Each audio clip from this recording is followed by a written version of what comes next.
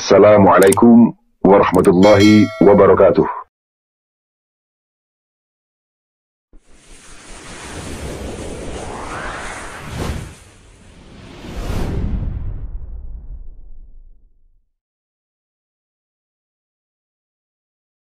बिस्मिल्लाहिर्रहमानिर्रहीम। अस्सलामुअलैकुम। इल्म की बात चैनल देखने वालों को राव कमर रिजवान नई वीडियो में खुश आमदीद कहता है। दोस्तों, कुरान मजीद में अल्लाह ताला ने जिन कौमों का तज़किरा किया है उनके आसार आज भी दुनिया में मौजूद हैं। इन कौमों को अल्लाह ताला ने उनकी नाफरमानियों, खुदा से इनकार, रसूलों, नबियों और उनके मानने वालों पर जुल्म सितम की इंतहा कर देने पर सख्त सजाएं दी, यानी अजाब भी दिए।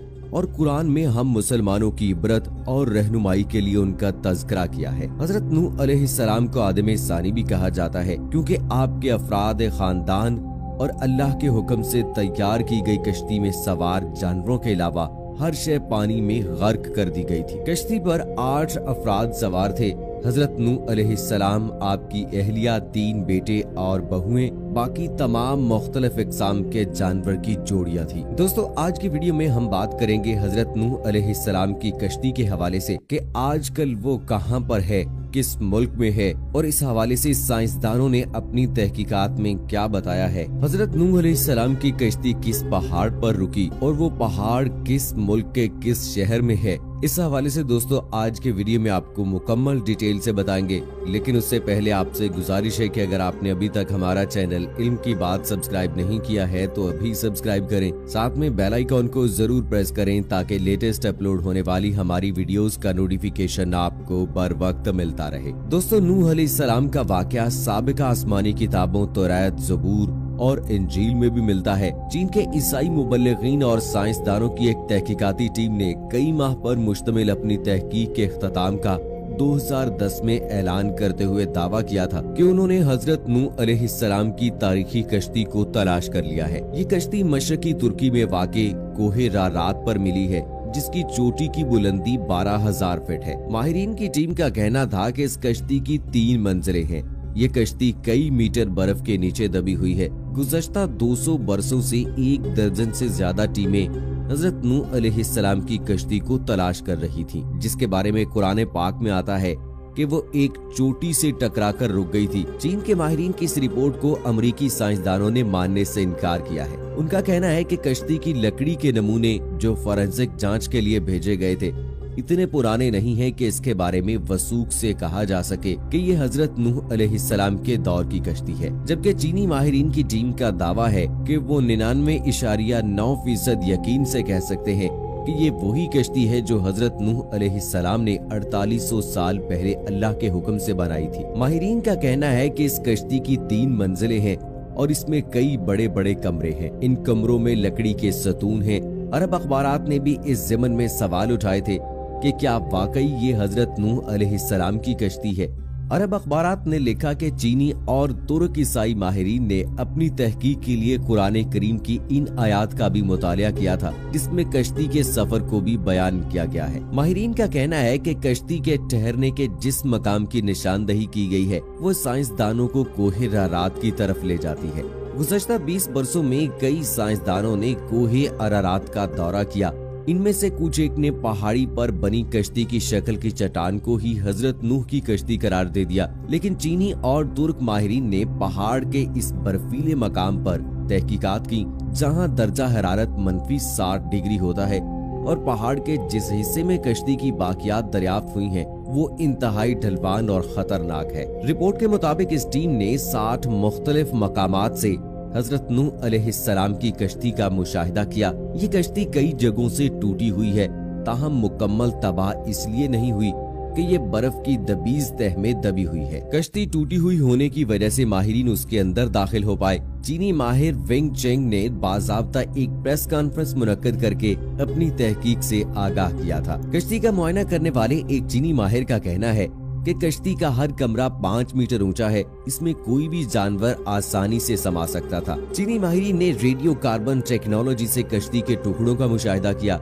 और दावा किया है कि ये 4800 साल पुरानी है। कश्ती में कई संदूक भी मिले हैं लेकिन चीनी माहिरीन इनको खोल नहीं पाए। माहिरीन एक मरतबा फिर जदीद आलात एक्सरे मशीनों के जरिए कोहे अरारात का तफसीली दौरा करने वाले हैं, ताकि तमाम राजों से पर्दा हटाने के अलावा अमरीकी साइंसदानों के सवालात का जवाब दे सकें। हजरत नूह अलैहिस्सलाम की कश्ती की दरियाफ्त का दावा नया नहीं है। दूसरी जंग अजीम में लियोनार्ड नामी बरतानवी फौजी लड़ाई में हिस्सा लेने इराक गया था। लियोनार्ड को तारीख और आसार कदीमा में काफी दिलचस्पी थी, इसलिए उसने इराक के बाजारों से मुख्तलिफ आसार कदीमा की इशिया खरीदना और जमा करना शुरू की। जब वो चल बसा तो उसके बेटे साइमंस के हिस्से में ये इशिया आई।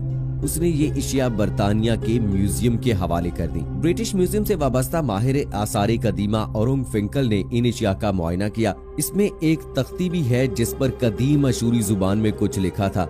सख्त मट्टी से बनी इस तख्ती पर लिखी इबारत का जब उन्होंने तर्जमा किया तो वो हैरान रह गए। तख्ती पर दर्ज था, जब इंसानों के गुनाह बढ़ गए तो खुदा इनसे नाराज हो गया और फिर इनसे गुनाहगारों को पानी में डुबोने का फैसला किया। तब फरिश्तों ने वादी दजला और फरात में आबाद एक नेक इंसान यानी हजरत नूह अलैहिस्सलाम तक खुदा का ये पैगाम पहुंचाया कि वो कश्ती तैयार करें और इसमें नेक लोगों के अलावा तमाम जानदारों का एक एक जोड़ा भी सवार कर लें।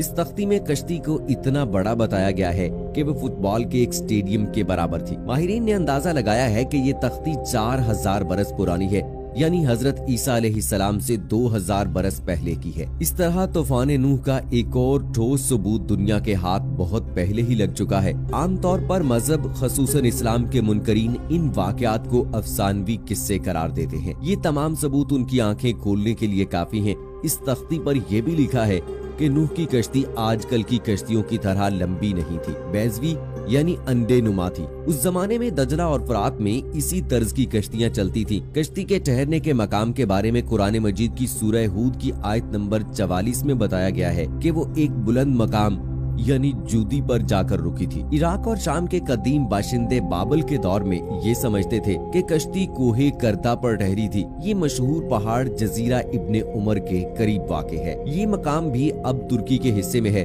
ताहम इराक की सरहद इससे मुत्तसिल है। मुस्लिम साइंसदानों तारीख दानों ने कोहे करदा को ही नूह की कश्ती का ठहराव का मकाम करार दिया है। इसलिए ये पहाड़ मुसलमानों में कोहे जूदी के नाम से मशहूर हो गया। ताहम ईसाई मुबल्लिगीन का कहना है कि कश्ती कोहे अरारात पर जाकर रुकी थी। ये पहाड़ आर्मीनिया और तुर्की की सरहद पर है। आर्मीनिया में 301 ईस्वी में ही ईसाइयत को सरकारी मजहब करार दिया गया था। इसलिए कहा जाता है कि इस मुल्क की अहमियत बढ़ाने के लिए कोहे अरारात को नूह की कश्ती का मकाम करार दिया गया और अब साइंसदानों और माहिरीन ने इस कश्ती को इसी मकाम पर तलाश करने का दावा किया है। कोहे जूदी यानी कोहे करदा वादी दजला और फरात के करीब वाक़ है, जबकि कोहे अरारात इस वादी से कई 100 मील दूर है।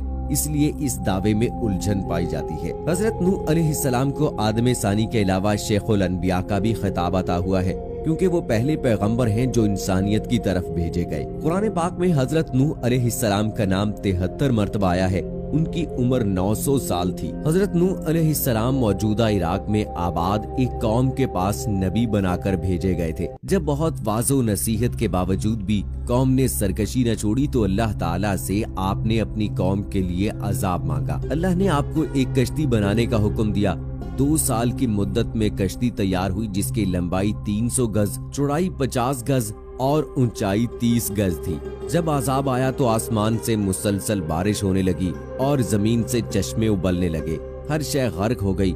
हजरत नूह अलैहिस्सलाम की कश्ती 6 माह 8 दिन पानी पर तैरती रही और 10 मुहर्रमुल हराम को जूदी पहाड़ पर जाकर ठहर गई। कई दिन तक पानी उतरता रहा। इसके बाद जब खुश्की पैदा हुई तो हजरत नूह अलैहिस्सलाम ने खसरान शहर बसाया और एक मस्जिद बनाई जिसका नाम समानीन था। हजरत नूह अलैहिस्सलाम तूफान के बाद सिर्फ 60 बरस जिंदा रहे। उनका मजार आज भी लबनान में मौजूद है। दोस्तों, साइंसी तहकीकात कुछ भी हों, लेकिन हमारा ईमान है कि ये सब कुछ अल्लाह ही बेहतर जानता है और जो कुरान और हदीस में हमें बता दिया गया है, जो आसमानी किताबों में बताया गया है अल्लाह ताला की जानिब से, बस वही सच है। दोस्तों, अल्लाह से दुआ है कि अल्लाह ताला हमारा खात्मा ईमान पर फरमाए। आमीन सुम्मा आमीन।